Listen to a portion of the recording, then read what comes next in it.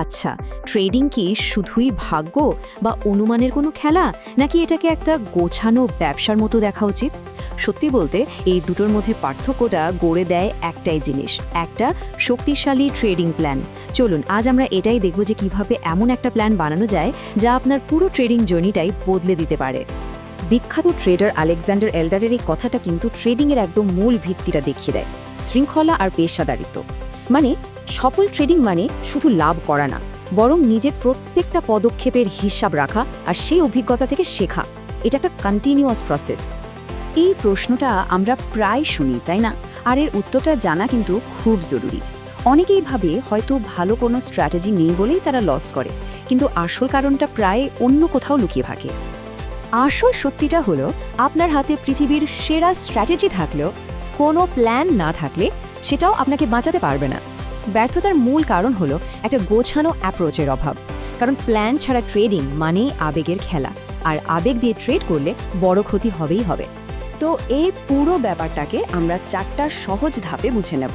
প্রথমে দেখব সমস্যা আর তার সমাধান কি, তারপর আপনার পার্সোনাল ব্লুপ্রিন্ট কিভাবে বানাবেন, এরপর খেলার কিছু নিয়মকানুন, আর সবশেষে দৈনন্দিন শৃঙ্খলা।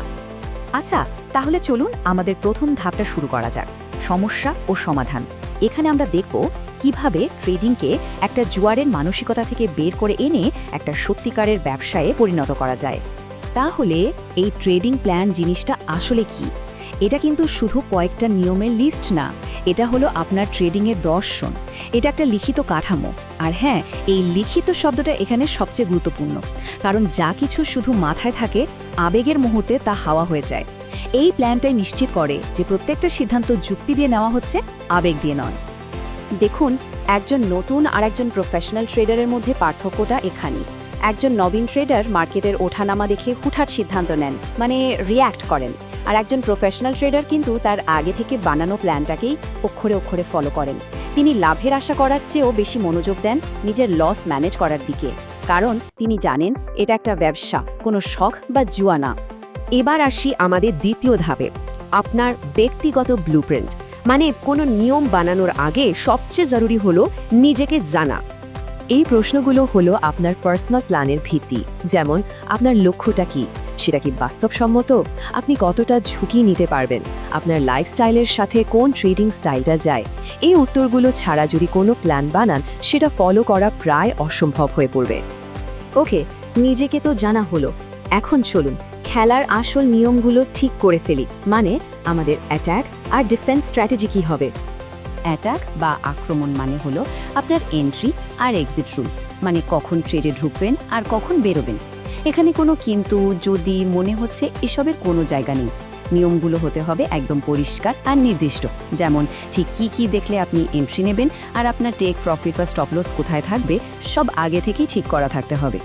একটা ভালো অ্যাটাকিং স্ট্র্যাটেজি আপনাকে হয়তো কয়েকটা ট্রেড জিতিয়ে দেবে, কিন্তু লম্বা রেসে টিকে থাকতে হলে, মানে লং টার্মে সফল হতে হলে, যেটা সবচেয়ে বেশি দরকার তা হলো একটা দুর্ভেদ্য ডিফেন্স। আর ট্রেডিংয়ের ভাষায় এই ডিফেন্স মানে হলো রিস্ক ম্যানেজমেন্ট।